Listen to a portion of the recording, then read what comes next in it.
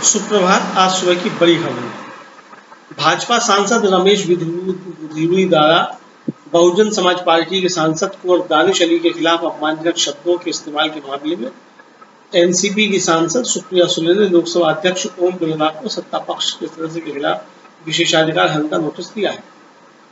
उपराष्ट्रपति जगदीप धनखड़ सपत्नीक आज राजस्थान का दौरा करेंगे। अपनी इस एक दिवसीय यात्रा के दौरान उपराष्ट्रपति राजस्थान के चूरू जिले में संत शिरोमणि धन्ना भगत जन्मस्थली नोखा नाकी चौरू जाएंगे और मंदिर में दर्शन में पूजा अर्चना करेंगे। प्रधानमंत्री नरेंद्र मोदी आज सुबह 10 बजे विज्ञान भवन नई दिल्ली में अंतर्राष्ट्रीय अधिवक्ता सम्मेलन 2023 का उद्घाटन करेंगे। इस अवसर पर प्रधानमंत्री उपस्थित लोगों को भी संबोधित करेंगे। न्याय प्रदान प्रणाली में उभरती चुनौतियां विषयक अंतर्राष्ट्रीय अधिवक्ता सम्मेलन 2023 का आयोजन बार काउंसिल ऑफ इंडिया कर रहा है। यह आयोजन 23 और 24 सितंबर को किया जाएगा।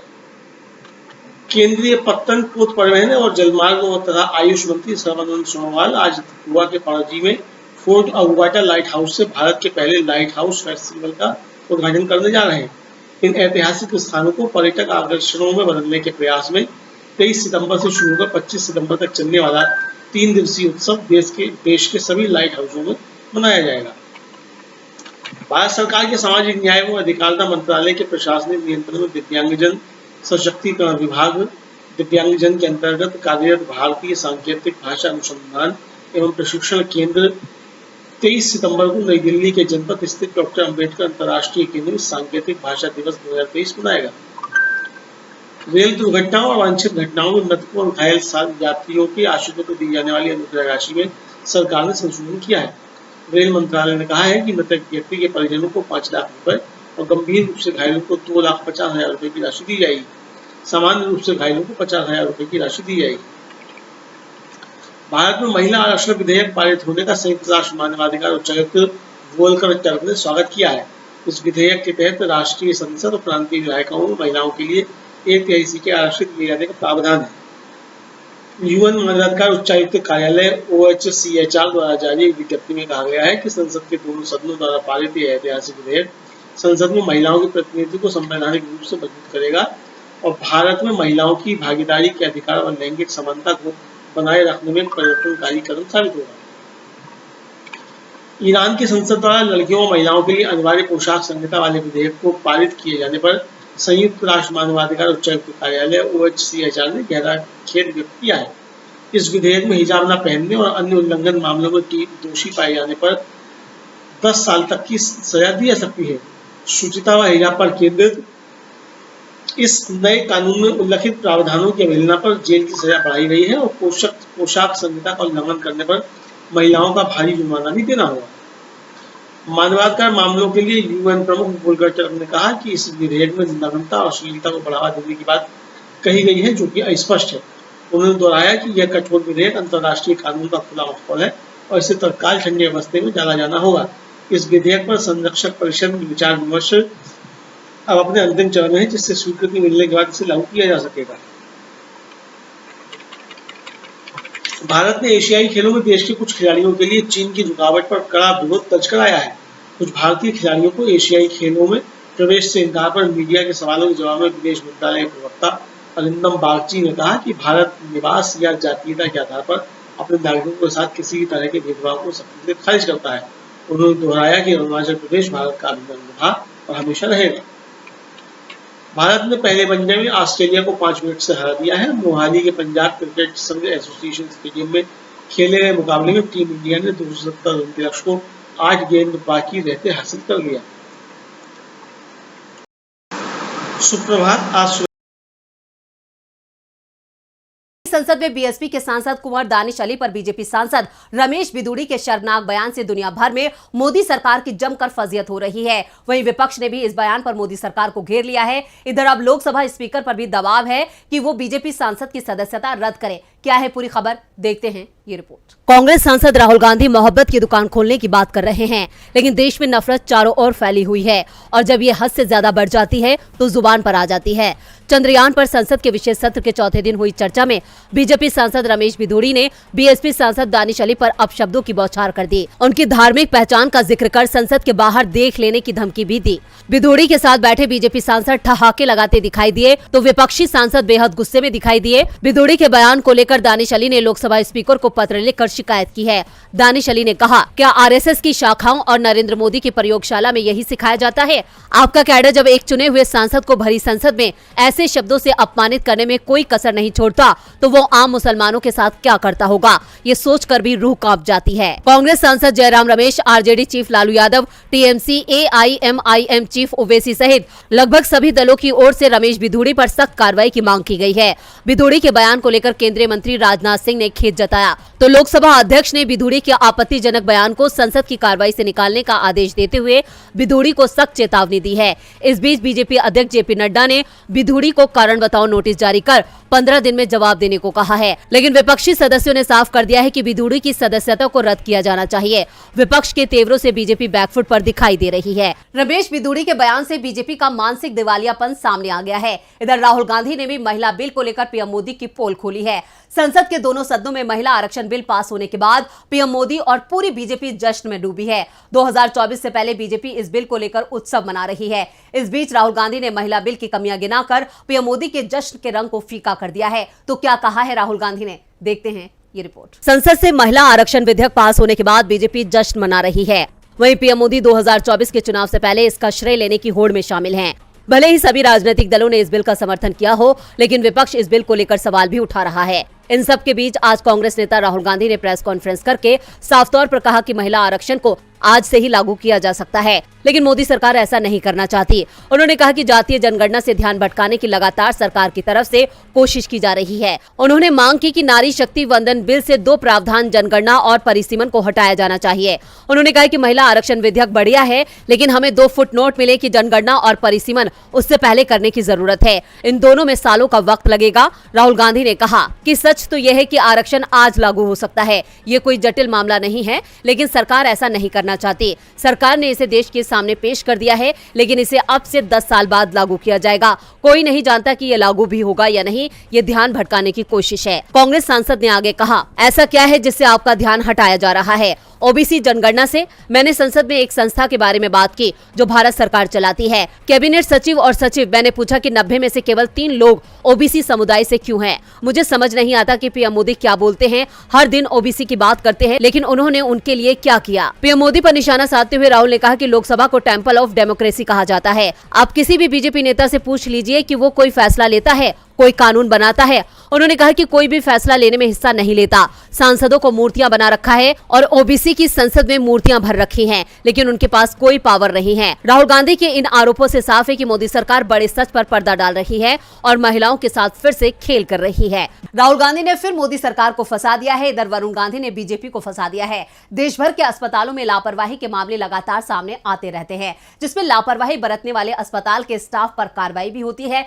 लेकिन अमेठी में संजय गांधी अस्पताल को लेकर जो कार्रवाई सरकार ने की है, उससे सरकार ही सवालों में आ गई है। कांग्रेस पहले ही सरकार पर सवाल उठा रही थी, अब बीजेपी सांसद ने भी अपनी ही सरकार को घेर लिया है। अमेठी के संजय गांधी अस्पताल में महिला की जान जाने के मामले में यूपी सरकार ने अस्पताल को ही बंद करा दिया, उसका लाइसेंस ही निलंबित कर दिया। और जब सरकार के आदेश पर सवाल उठे तो यूपी के स्वास्थ्य मंत्री ब्रजेश पाठक ने साफ कर दिया है कि फैसला सख्त भले ही हो, लेकिन सही है। कांग्रेस सरकार के फैसले का विरोध कर रही है। इसी कड़ी में अब बीजेपी सांसद वरुण गांधी ने भी अस्पताल खोलने के लिए उप मुख्यमंत्री ब्रजेश पाठक को पत्र लिखा है। उन्होंने लिखा है कि गहन जांच के बिना अमेठी में संजय गांधी अस्पताल के लाइसेंस का तत्वरित निलंबन उन सभी व्यक्तियों के साथ अन्याय है जो न केवल प्राथमिक स्वास्थ्य सेवाओं के लिए बल्कि अपनी आजीविका के लिए भी संस्थान पर निर्भर है, जबकि जवाबदेही महत्वपूर्ण है। ये जरूरी है कि निष्पक्षता और निष्पक्षता के सिद्धांतों को बरकरार रखा जाए। उत्तर प्रदेश सरकार को मेरा पत्र आदर पूर्वक इस निर्णय पर पुनर्विचार की मांग करता है। मुझे आशा है कि हमारे नागरिकों की चिकित्सा सेवाओं तक पहुंच निर्बाध रहेगी, जबकि सरकार एक पारदर्शी जांच सुनिश्चित करती है जो तत्काल चिंताओं को संबोधित करती है और किसी भी प्रणालीगत मुद्दों की पहचान करती है और उन्हें ठीक करती है जो दुर्भाग्यपूर्ण घटना में योगदान दे सकते हैं। निलंबन की कार्रवाई से अस्पताल में काम करने वाले कर्मचारी भी काफी परेशान नजर आ रही हैं। कर्मचारी संघ के अध्यक्ष संजय सिंह की अगुवाई में कर्मचारियों ने अस्पताल परिसर में नारेबाजी भी की। कर्मचारियों ने निलंबन समाप्त करने की मांग की है। वरुण गांधी के एक्शन से बीजेपी की परेशानी बढ़ गई है। इधर उमा भारती भी बीजेपी की परेशानी बढ़ा रही हैं। उमा भारती ने 23 सितंबर को अपने समर्थकों की बैठक बुला ली है। यह बैठक पीएम मोदी की भोपाल रैली से 2 दिन पहले हो रही है और उमा ये पहले ही साफ कर चुकी हैं कि वो पीएम की रैली में नहीं जाएंगी। इसके बाद सवाल उठ रहे हैं कि क्या उमा भारती बगावत की तैयारी कर चुकी हैं? उमा भारती के तेवर सख्त हो चुके हैं। वो चुनाव लड़ने का ऐलान कर चुकी हैं, लेकिन बीजेपी की तरफ से संकेत नहीं दिए जा रहे कि उन्हें उमा भारती की जरूरत है और उमा भारती को लोकसभा चुनाव में पार्टी टिकट पर विचार करेगी। इसलिए एमपी में बीजेपी ने अपने किसी भी कार्यक्रम में उमा को न्योता नहीं दिया है। ना तो उमा को परिवर्तन यात्रा में बुलाया गया और न ही पीएम की सभा जो 25 सितंबर को भोपाल में होनी है उसमें उमा भारती को बुलाए जाने के कोई संकेत नहीं है। पार्टी से नाराज उमा भारती भी कह चुकी हैं कि वो पीएम की रैली में शामिल नहीं होंगी, बुलाने पर भी नहीं जाएंगी। उमा का गुस्सा इस बात से भी है कि पार्टी के प्रचार में जारी पोस्टर और बैनरों में भी उन्हें जगह नहीं दी गई है। इस बीच उमा भारती ने 23 सितंबर को भोपाल में ओबीसी नेताओं की बैठक बुलाई। वैसे उन्होंने सभी बड़े ओबीसी नेताओं को आने का निमंत्रण दिया है, लेकिन ये साफ है कि बैठक में उमा भारती के करीबी ही शामिल होंगे। उमा भारती का कहना है कि यह बैठक महिला आरक्षण बिल को लेकर है। बिल में एक संशोधन की जरूरत है। इसमें ओबीसी वर्ग की महिलाओं को भी शामिल करना होगा और इसी पर चर्चा के लिए 23 सितंबर को बैठक बुलाई गई है। लेकिन जो संकेत मिल रहे हैं उसमें साफ है कि उमा भारती 23 सितंबर की बैठक में कोई बड़ा फैसला कर सकती हैं। पहले से ही एमपी में बीजेपी नेता लगातार बगावत कर रहे हैं। ऐसे में अगर उमा भारती ने भी बगावत की तो विधानसभा चुनाव से पहले इसे बीजेपी के लिए बड़ा झटका माना जाएगा। उमा की नाराजगी का बीजेपी को एमपी विधानसभा चुनावों में बड़ा खामियाजा भुगतना पड़ सकता है। इधर बेरोजगारी के मुद्दे पर भी बीजेपी को बड़ा नुकसान उठाना पड़ सकता है। इस साल होने वाले 5 राज्यों के विधानसभा चुनाव और अगले साल यानी 2024 लोकसभा चुनावों में बेरोजगारी कांग्रेस की तरफ से बड़ा मुद्दा होने वाला है। इस बात के संकेत कांग्रेस अध्यक्ष मल्लिकार्जुन खड़गे ने दे दिए हैं। बेरोजगारी को लेकर खड़गे ने बड़ा खुलासा किया है, जिससे बीजेपी की चिंता बढ़ गई है। क्या है पूरी खबर, देखते हैं ये रिपोर्ट। कांग्रेस अध्यक्ष मल्लिकार्जुन खड़गे ने आज ऐसी बात कह दी है जो मोदी सरकार को अंदर तक चुभ सकती है। खड़गे ने कहा कि भारत के 25 साल से कम उम्र के 42.3% ग्रेजुएट बेरोजगार हैं और सरकार ने उन्हें बेरोजगार रखकर उनका भविष्य छीनकर अंधकारमय बना दिया है। उन्होंने कहा कि युवाओं को अब मामलों को अपने हाथों में लेने और अपनी दुर्दशा के लिए सरकार को जिम्मेदार ठहराने की जरूरत है। एक्स पर खड़गे ने लिखा, भारत के 25 साल से कम उम्र के 42.3 स्नातक बेरोजगार हैं। मोदी सरकार ने उन्हें बेरोजगार रखकर उनका भविष्य छीन लिया है। हर साल 2 करोड़ नौकरियों का वादा हमारे युवाओं के दिल और दिमाग में एक क्रूर मजाक की तरह गूंजता है। ग्रेजुएशन से लेकर नौकरी पाने तक की प्रक्रिया दैनिक संघर्ष की एक दुखद कहानी है। अफसोस की बात है कि अपनी विफलता को स्वीकार करने के बजाय भाजपा ने इस आसन आपदा की ओर से आंखें मूंद ली हैं। अमृतकाल जैसी बातों ने हमारे युवाओं के जख्मों पर सिर्फ नमक छिड़का है। युवाओं को अब मामलों को अपने हाथों में लेने और अपनी दुर्दशा के लिए सरकार को जिम्मेदार ठहराने की जरूरत है। वो बेहतर जानते हैं कि जो सरकार 10 साल में रोजगार पैदा नहीं कर सकी वो कभी नहीं कर पाएगी। भविष्य की रक्षा के लिए इस सरकार को बदलो। वैसे ये कोई पहली बार नहीं है जब खड़गे ने बेरोजगारी का मुद्दा उठाया हो। वो अक्सर जनता से जुड़े मुद्दे उठाकर मोदी सरकार से सवाल पूछते हैं। उनके इस ट्वीट से साफ है कि आने वाले चुनावों में इस बार बेरोजगारी बड़ा मुद्दा होगा और देखना होगा कि इस मुद्दे से बीजेपी कैसे अपना पीछा छुड़ाती है। खड़गे के इस दावे से बीजेपी मुश्किल में है। इधर भारत के एक्शन से कनाडा मुश्किल में है। भारत और कनाडा के बीच रिश्ते और तल्ख हो गए हैं। दोनों ओर से बयानबाजियों का दौर जारी है। ऐसे में रिश्ते बेहतर होने की जगह और नाजुक होते जा रहे हैं। इस बीच कनाडा में रहने वाले छात्रों को लेकर कांग्रेस ने भी अपनी चिंता जाहिर की है। क्या है पूरी खबर, देखते हैं ये रिपोर्ट। भारत कनाडा के बीच राजनयिक विवाद की वजह से दोनों देशों के बीच कूटनीतिक तनाव बढ़ गया है। इसको लेकर कनाडा में पढ़ रहे छात्रों या वहां पर काम कर रहे भारतीयों के परिवार परेशान हो गए। उनके मन में कई तरह के सवाल है। इसी को लेकर भारत सरकार ने कहा है कि छात्रों के परिजनों को डरने की जरूरत नहीं है। छात्रों के भविष्य पर किसी भी तरह का असर नहीं पड़ेगा। सरकार ने कनाडा के साथ साथ पूरी दुनिया के सामने भारत का रुख स्पष्ट कर दिया। बहुत लोगों के मन में कनाडा और भारत के रिश्तों में आई खटास को लेकर कई सवाल हैं। पहला सवाल यह है कि कनाडा में रह रहे छात्रों का क्या होगा। भारत में छात्रों के माता पिता उनके भविष्य को लेकर चिंतित हैं। इसको लेकर भारत सरकार ने सबसे पहले कनाडा में पढ़ रहे छात्रों को लेकर चिंता दूर करने वाला बयान दिया है। विदेश मंत्रालय का कहना है कि रिश्तों का असर भारत के छात्रों पर नहीं पड़ेगा। वहीं दूसरा सवाल यह है कि कनाडा के प्रधानमंत्री ट्रूडो के आरोप को भारत कैसे देख रहा है। इसका जवाब भारत के विदेश मंत्रालय ने दिया है और कनाडा के आरोपों को पूरी तरह से खारिज कर दिया है।